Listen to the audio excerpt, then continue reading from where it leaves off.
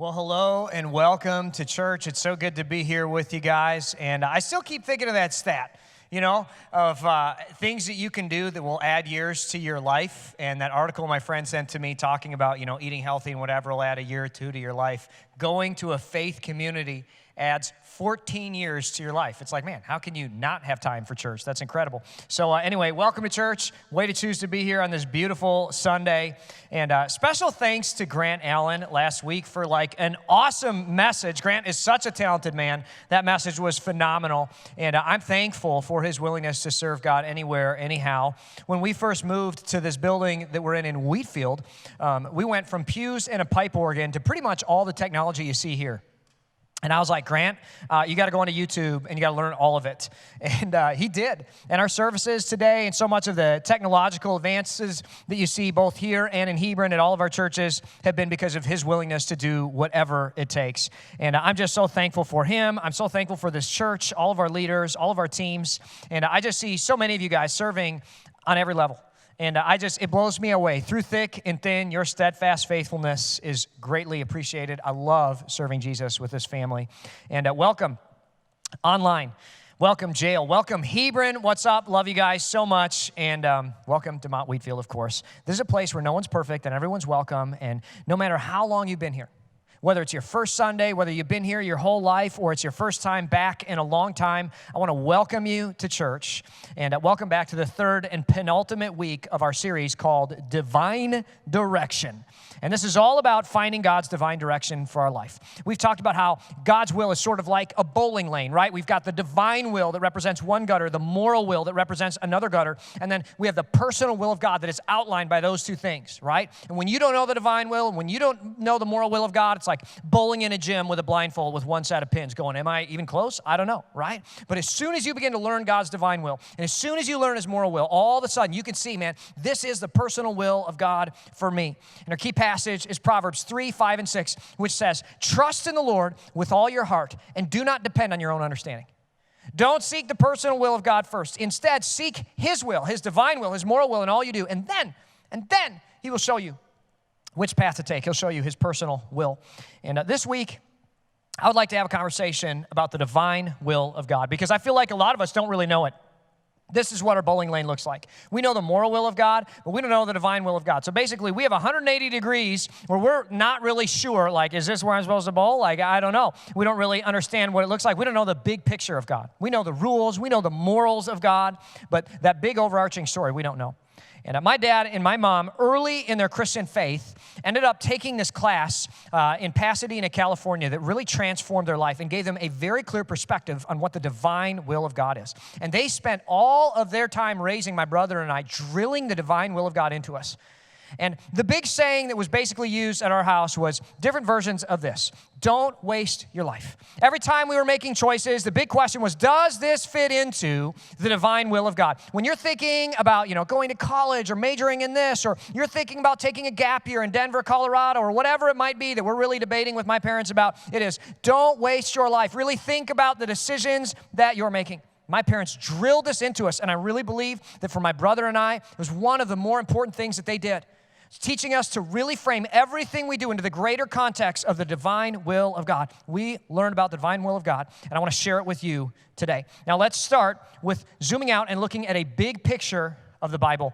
The Bible is not actually one book. It is 66 books, a library of 66 books bound into one collection. Many people don't know that, but that is the Bible. And each book is different. There's history books, poetry books, books on prophecy. There's 4 different biographies of the life of Jesus. And the books are kind of all their own thing. Each one was inspired and guided by God, inerrant, and written by 35 different authors over the course of 1,500 years. Kind of remarkable. And here's the amazing part about the Bible is, yes, each book stands alone, but woven throughout the Bible, woven throughout all 66 books of the Bible, there is a unique, greater story that's coherent and makes sense. The problem is that most Christians don't know the greater story of the Bible. We just know the individual books, or not at all. And I want to explain this problem to you using a parable. I think Christians are like flies trying to understand and comprehend an elephant. One fly lands on the tail of the elephant and says, it's very furry, it must be a bear. One lands on the ear of the elephant and says, it's very flappy, it must be a bat. One fly lands on the eye and says, it must be a sea creature because its skin is very wet. One fly lands on the back and says, no, it's a vast mountain plateau, it's not even alive, it's a crazy mountain. In order for the flies to accurately describe the elephant, they need to zoom out and see the greater picture, or they'll never understand the elephant. And this is so many Christians with God, isn't it? We try to describe God. We try to follow God. We try to worship God. And yet we don't see the big picture. Oh, God's loving. I read it in the Gospel of John. No. God is angry. I saw that in the book of Exodus. No. God is full of compassion. I've experienced it myself. No. God wants us to obey his rules. I know it. And these are Christians trying to describe God by only knowing the moral will of God without seeing the big picture. And I think so many Christians, because we only know the moral will of God, end up wasting our Christian life because we don't see the big picture. So I really want to try and crystallize the big picture, the divine will of God for you in your life. I think it's really critical. Here's the big picture of God in a nutshell. God created the world with a system that would lead to wonderful, unending life and a relationship between God and people in the Garden of Eden. We could know God, we could have a relationship with God, we could see God, we could talk to God physically. And Adam and Eve rebelled against that plan that God had that would have been best for them. And ultimately, because of their sin, we can't know God, see God, feel God, or hear God in our life. And that's what sin does. It breaks our relationship with God. And God spends the rest of the story of Scripture fixing this chasm of sin that separates us from God. That's what the whole Bible is about, is God making it so that we can have a relationship with him once more like it was in the Garden of Eden. And really, the heart of this story begins in Genesis chapter 12, where God speaks to a man named Abram. And this is a very famous passage of Scripture. To a Jew, this is the most important passage of Scripture. And this is what it says. It says, the Lord said to Abram, leave your native country, your relatives, and your father's family, and go to the land I will show you. And then here comes the promise, and it's a two-part promise. This is the first part of the promise. I will make you, Abram, into a great nation. And Abram would ultimately go on to be the father of the Jewish nation. So all Jews descend from this man, Abram, I'm talking about here. I will make you into a great nation. God would fulfill that promise. I will bless you and make you famous. You will be a great blessing to others. I will bless those who bless you and curse those who treat you with contempt. And then this is the second part of the promise right here. Okay? I'm doing this so that all the families on earth will be blessed through you. And another part of the Bible where God reiterates the promise to Isaac, he actually says, all the nations, and that's critical, all the nations on earth will be blessed through you. And this is the beginning of God saying, I'm going to fix this problem of sin by making a relationship with everybody on earth through you. That's the blessing he's talking about right here. Now, there's a couple amazing things in here I want to talk about. First off, the oldest copy of Genesis chapter 12 that we have predates the life of Jesus by about 100 years. And I want you to understand the context of the time of the oldest copy of the book of Genesis that we have. The Jews were a nothing people in a nowhere land. And when that was written, this was laughable. The idea that the Jews would be a great nation, that was laughable. The idea that the Jews would bless all the families on earth, that was laughable. That was laughable. But today, Muslims, Christians, and Jews all draw their heritage from this man, Abram. So that's kind of remarkable, to think about. And has Abram been a blessing to all the families on the earth? Well, slavery as a global practice ended because of Christianity. Racism as an okay thing ended because of Christianity. Women and children have a voice in the world because of Christianity. Science invented one time in human history because of Christianity. Family, like the family unit that we enjoy with father and mother and kids, because of Christianity. Hospitals and orphanages because of Christianity. If you've ever been to a hospital, even if you're an atheist, you can thank Jesus for that. Nearly every nation knows Jesus and has a path to a relationship with God because of Christianity. In fact, this is crazy. 2/3 of the world's population adheres to Abrahamic religion. And it's all because God said he was going to do this. And I think that's remarkable. Even if you're an atheist, it's wow, that is, this promise right here that I read to you is actually reiterated 5 times in Scripture. And it's kind of amazing because when this was written, it was laughable. The earliest copies that we have of the Bible actually, predate the fulfillment of this pretty significantly. And you look at it, it's even if you're a skeptic, even if you're an atheist, even if you're a progressive, even if you don't really believe in truth, it's man, I can't do this, right? The reason why I'm a Christian is because I can't deny facts and science and data and evidence. And I look at this and I'm not superstitious enough to say that the Bible is simply random. This is real. And the rest of the Bible is all about this promise that I read to you being fulfilled.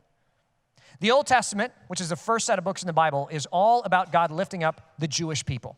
okay? He's turning Abraham's people into a great nation. The New Testament, or the second half of the Bible, is all about the second half of the promise. It's all about all the families on earth being blessed, all the nations.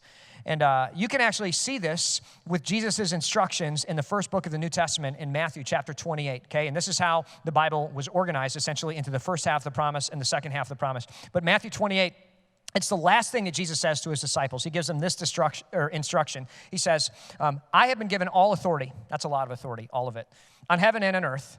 Therefore, go and make disciples of all the nations. And this phrasing here is super key. Baptizing them in the name of the Father and the Son and the Holy Spirit. That language, all the nations, is super specific. And what Jesus is doing, any Jew in the historic era would know that Jesus was referring to that Genesis chapter 12 passage that I just read to you. And what Jesus is saying is, I'm opening up the second half of that promise. Okay? I'm giving all people this new mission. I'm opening up this new thing for you. And this is where we live right now. We're in this all the nations phase where everybody who becomes a Christian is here to bring the message of Jesus to all the nations of the earth. Now, the last book in the Bible is called Revelation. It's a book of prophecy, and it actually tells us about the future that hasn't happened yet. And that's kind of cool that we have that. Everybody's like, I want to know the future. It's like, hey, we have a book that has been very consistent about predicting the future, and it happens to have one book that is dedicated to telling us about the future. Revelation chapter 7, it says, after this, I saw a vast crowd, too great to count, from every nation, tribe, people, and language, standing in front of the throne before the Lamb. And Lamb is just a fancy word that refers to Jesus. Notice the language right here. Okay? What he's describing, he's saying, look, all this relationship with God is being restored like it was in the Garden of Eden.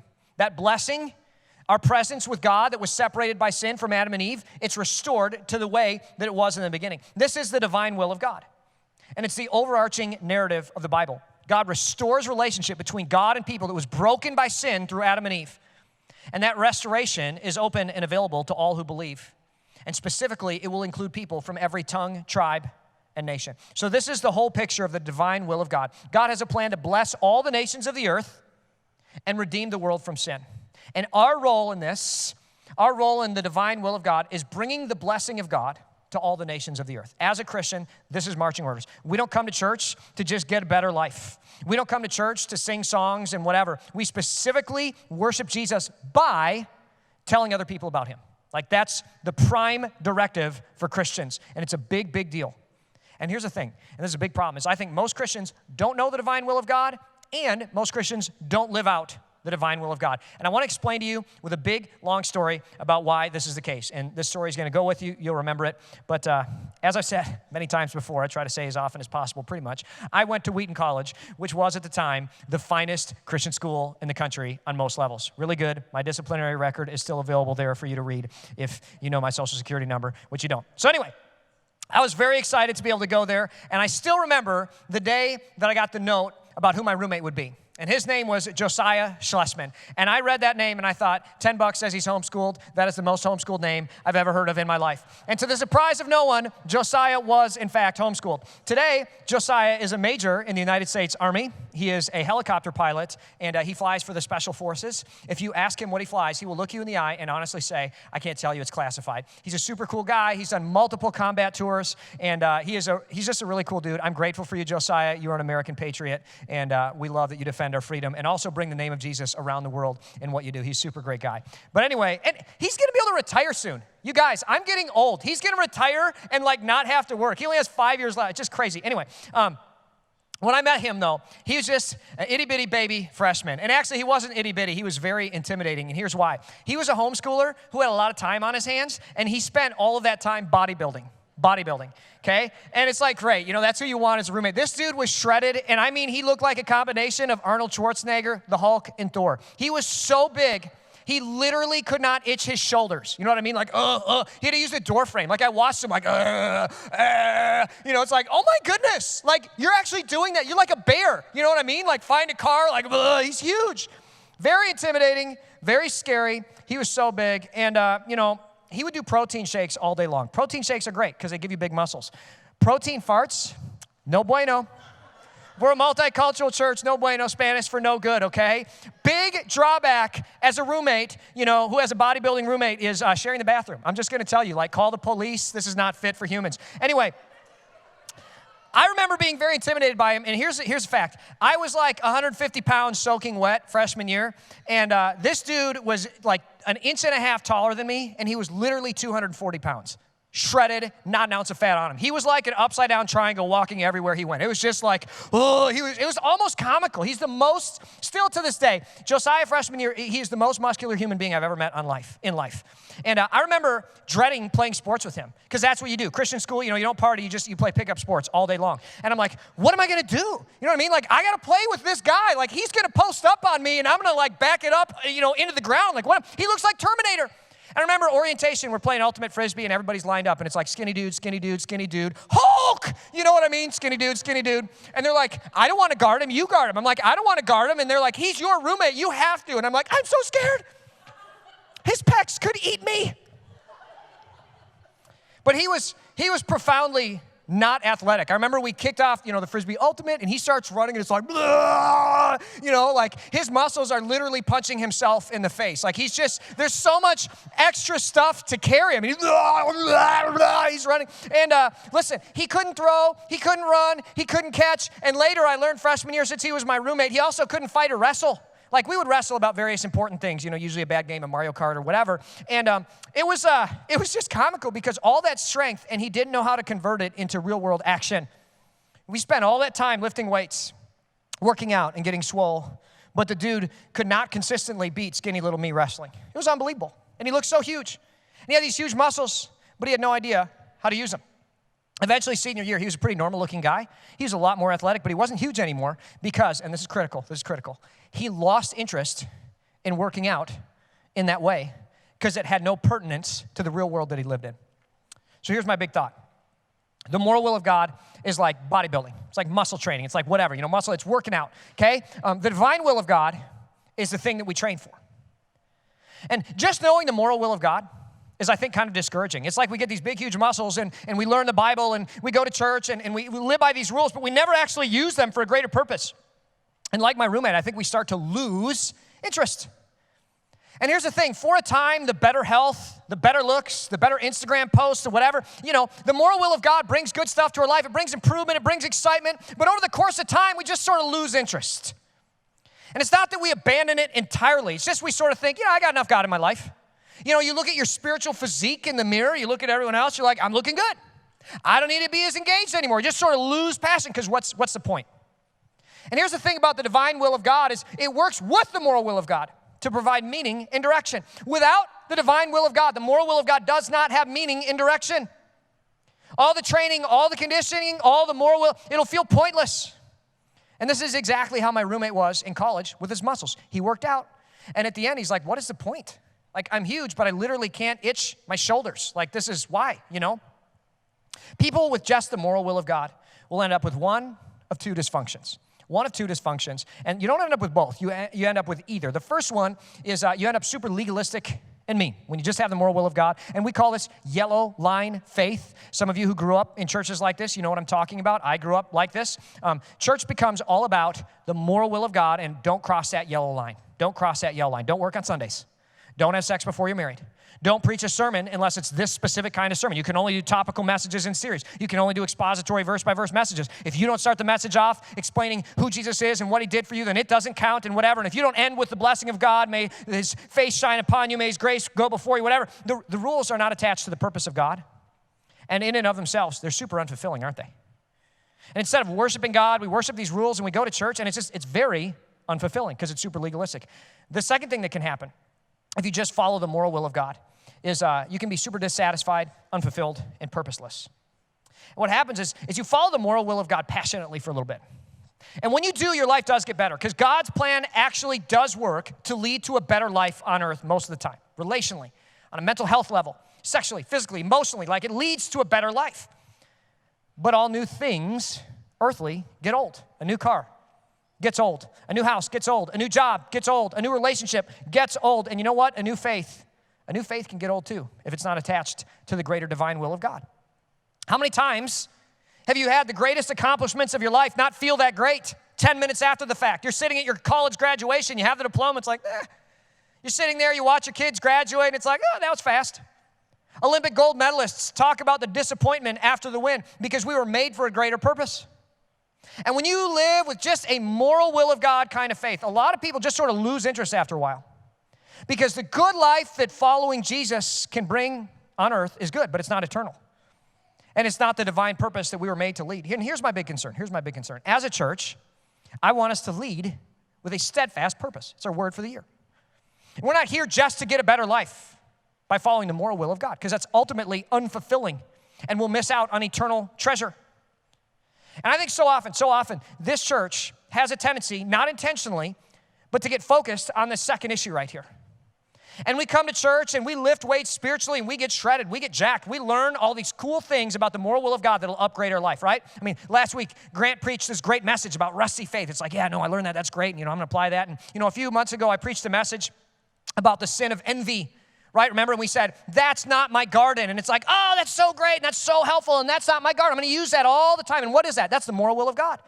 And it makes your life better for a little bit. Rights and responsibility. It's like, okay, and like, here's the marble. I'm going to put that ball bearing in my pot. I'm going to remember. I'm not going to stand up for my rights. I'm going to take responsibility. And that's great. And what are we doing? We're getting shredded. We got a shredded church, man. You guys look good spiritually. But are we putting all that muscle to work for the divine will of God? Or are we just a bunch of shredded people sitting here going, you look good. No, you look good. Are we just flexing in front of the mirror all day? Because if we don't actually put that stuff to work, it's going to get old. And I see this sometimes at our church where, people come for a little bit and, there's great passion because every week, I just can't wait to get here and my life is better. And, you join and you make profession and sometimes you get baptized, but you don't live out the divine will of God. So what happens? You lose interest after a little while. Because the divine will of God needs to be linked to the moral will of God to have a sustained faith that's going to get the pins at the end of the lane. So that begs the question, how do we actually work for God's divine will? How do we put all our muscles to work? And I wrote down three things. First one is rescue people. We're not here to win a game. We are here to save people from eternal separation from God by making disciples of Jesus Christ, right? And I think a lot of times as Christians, we think we're athletes training for a prize. And that's not it at all. We're firefighters stopping fires. We're police heroes stopping murderers. We're saving lives and changing eternities. God is working through us to do these things. Paul continually talks about this. I love the way he puts it in 1 Corinthians 9. He says, all athletes are disciplined in their training. They do it to win a prize that'll fade away. And he goes, that's a lot of effort for something that you're just going to have your mom sweep into a roll-off when she turns her bedroom back into her sewing room after you graduate. You know what I mean? But this is what we do. We spend all this time, I got to earn this trophy, I got a state tournament, blah, blah, blah, all this stuff, right? But Paul says, as Christians, we do something that will never fade away. It is literally eternal. So I run with purpose in every step. And this is critical. I'm not just shadow boxing. What did you do? They didn't have a gym back in the day, right? So they would sit there and they'd literally shadow box, right? I'm clearly not a boxer. Everybody who actually has fought, it's is that how he does it? Yep. That's why when people say things to my wife, I'm like, I didn't hear them, honey. I don't know what they're saying. I think you're pretty too. I wouldn't put it that way. Anyway, I'm not just shadow boxing, right? I'm fighting for what really matters. He's saying I'm actually fighting, playing to win. He's talking about sharing his faith. He's saying the moral will of God isn't just living a good life. It's making your marriage a little better, sure. It's making your kids a little better, sure. But it's preparing us so that we can live this great divine calling. And you need both. He's getting these spiritual muscles for a purpose, to reach people, not just to look good and to know a lot. Firefighters, they train all the time to fight fires, right? How fulfilled do you think a firefighter would be if every time they saw a fire, they'd be like, you know what? I don't think I've trained enough. I've been to firefighter seminary. I don't know if I'm ready. I think I better call the chief firefighter because I'm not ready. I'm just going to run away from that fire. What if I get rejected by that fire? I don't want to do that. I'm going to, and that would be unfulfilling for that firefighter. You know what that firefighter would do? Quit firefighting. And this is what Christians do all the time, isn't it? We train. We're like, yeah, let's get down to business. Let's get ready. I'm going to learn the Bible. I'm going to reach people. And then you see it's like, somebody call my pastor. I'm not ready to do it, right? And we run away. It's unfulfilling. Paul says, hey, no. If you really want to put your muscles to work, you got to rescue people. And here's a second thing. When you put your spiritual muscles to work, it will help you finish the race faithful. 2 Timothy 4:7, it says, I fought the good fight. I finished the race, and I've remained faithful. There's a lot of challenge to our faith today. And if we miss out on the divine will of God, one of the big reasons I think people walk away from their faith or have their faith really struggle is because they feel purposeless. because they're not attaching all the things that they're doing to the greater divine will of God. That's what my roommate did with his working out. There's little purpose in him having these big muscles and spending hours a day drinking these horrendous protein shakes with like wheatgrass in them. It's like, why?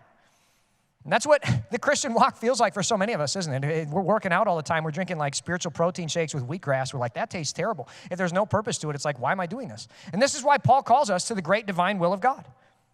It gives us meaning that sustains your faith.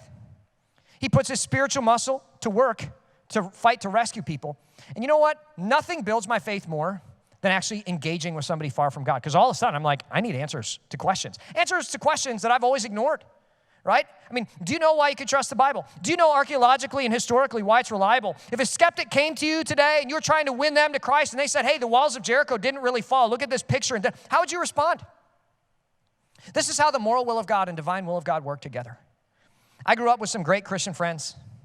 We grew up in an environment that was really helpful. I had a great youth pastor. He spoke into this church. But today, many of us are no longer following Jesus. Grandparents, parents, kids, graduates, friends, wake up. If we're going to finish this race, we can't just sit here putting the things of God into practice. Like, we actually have to live for a greater purpose. Because my parents said so, because my pastor said so, because it's what I've always done, isn't going to hack it forever.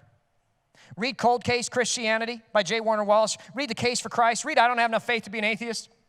This one's academic.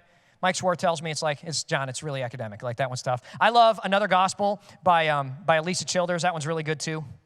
But the third thing that we do to put our muscles to work is to earn meaningful rewards. And I think this is a big deal. Paul talks about those rewards that fade away, and then he talks about those eternal rewards. And I like the way he puts it. He says, I fought the good fight, I finished the race, I've remained faithful, and now the prize awaits me. The crown of righteousness, which the Lord, the righteous judge, will give me on the day of his return.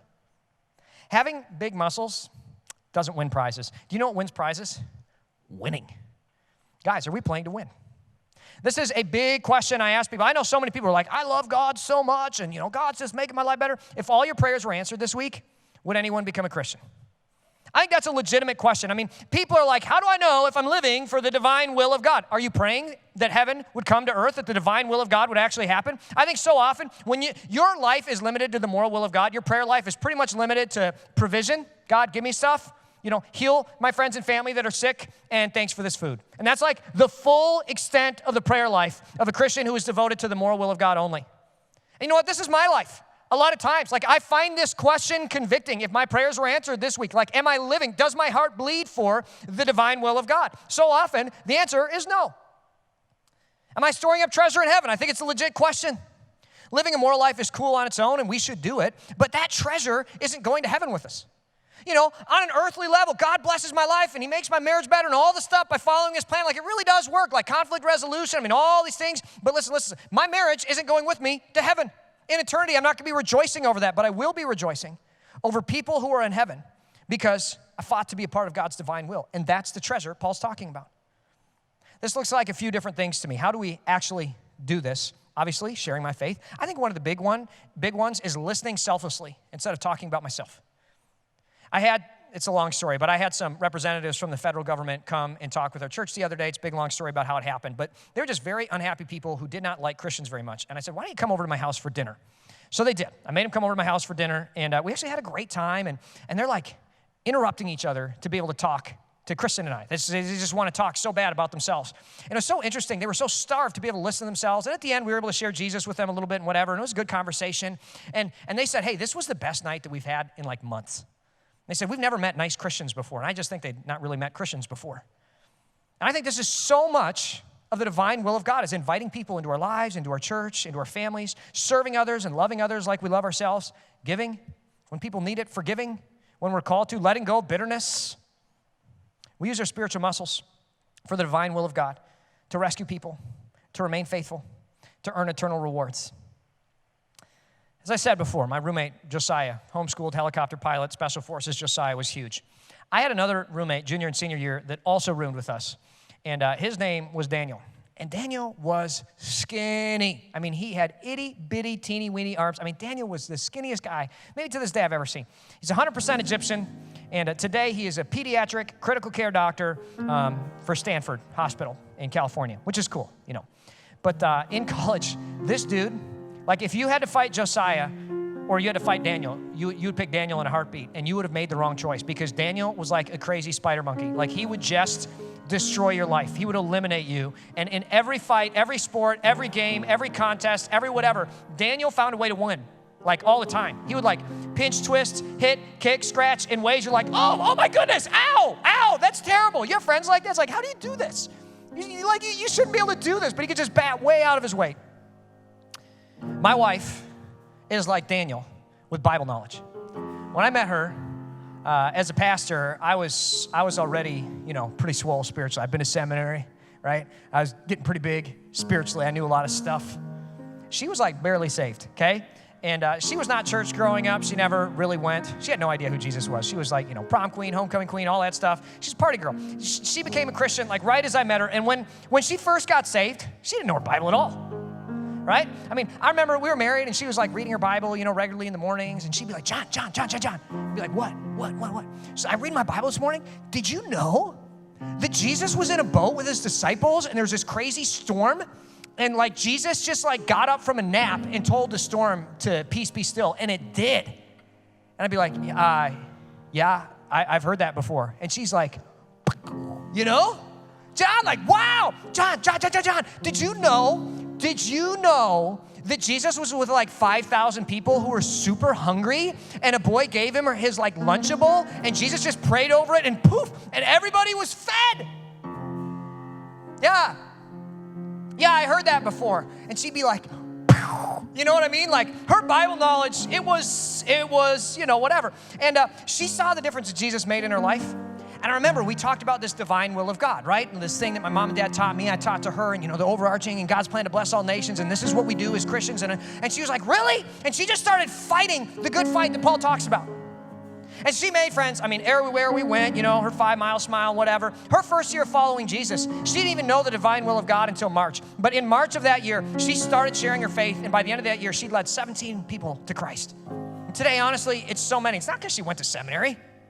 She's not swole. I mean, as a Christian goes, she was like as scrawny as you could get at that time.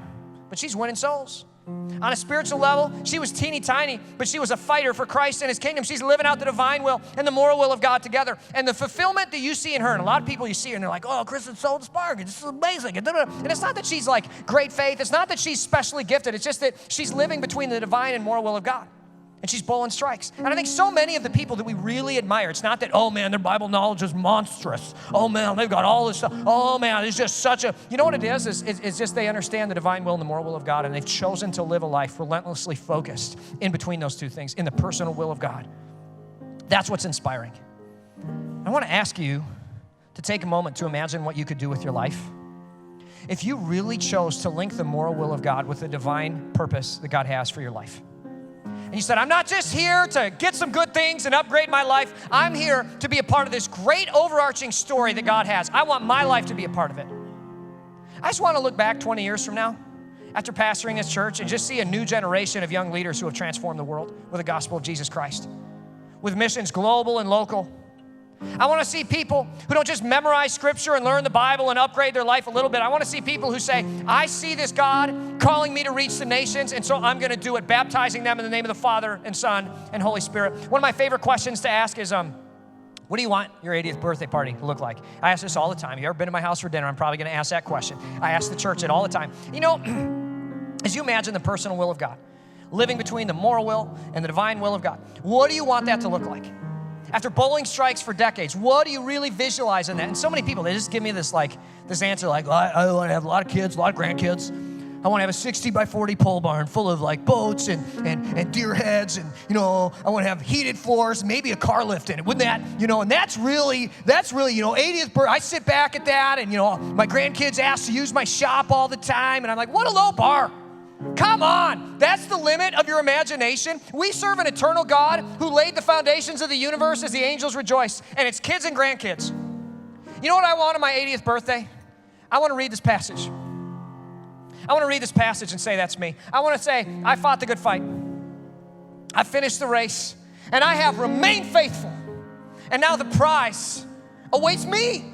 The crown of righteousness, which the Lord, the righteous judge, will give to me on the day of his return. I want to live for that. Everything in this world is fleeting. But I want to say, look, there is something that will not fade away. I'm not just shadow boxing. I'm running to win. I want your legacy to be greater than your children and their children. I want it to be greater than the generations of your family. I want it to be thousands of people far from God, filled with life in Christ because of God using you. And I want you to be able to rejoice with them as your treasure in eternity forever. Not just quoting scripture and living a good moral life, but living an eternally focused life, linked to the divine will of God, a transformative life that sees generations fall at the feet of Jesus. That's what I want. This was my whole childhood. My parents looking at me saying, don't waste your life. Don't waste your life. I have some reflection questions that I want to give to you. And these are not discussion questions this week, okay? You don't need to, you can discuss these if you want. Might be helpful if you do. But these are questions that I want you to think about right now. And I want you to get serious for a moment. At Hebron, DeMont, Wheatfield, I really want you just to reflect. 3 questions. Number 1, are you wasting your life on eternal perspective? Critical question. There have been years where for me the answer is yes, I have been wasting my life. And it is heartbreaking, but the best thing I ever did was admit to myself that I don't want to live this way and waste my life any longer. I'm gonna change. Number 2, do you have treasure in heaven? As a pastor, I don't want to fail you and cause us to live a life where we're not storing up treasure in heaven. I want us to live for more. I want us to live with an eternal mindset. Number 3, what can you do this week? So I'm gonna start storing up treasure in heaven. Talk with your families about it. Kids, what can we do to reorient our life into the divine will of God? As we close, I want to ask you guys to stand at all of our locations. Hebron, Jail, DeMont, Wheatfield. Let's have a prayer. God in heaven, today as we study your divine will, we thank you for the purpose, the divine purpose that you've given to us to make disciples of all the nations of the earth. And God, we ask that you would allow us to play a great, marvelous role in your plan to bless all the nations of the earth. God, would you let First Church Wheatfield, First Church Hebron be a part of bringing your gospel to all the nations of the earth? Would you allow us to transform the region with your gospel? And would you give us treasure in heaven, great treasure in heaven, God? Today we resolve to focus on your divine will for our life and attach the moral will of God to it. God, as families, I just ask that you would bring intensity, passion, and a steadfast faithfulness to each of us. Give it to us. Give us deep faith, deep insight, and relentless, steadfast vision and discipline to live for your great divine purpose in our life. We ask these things in the name of Jesus. Amen. We're going to sing a song together, and I want you to use this song to really reflect on the divine will of God in your life. Let's sing.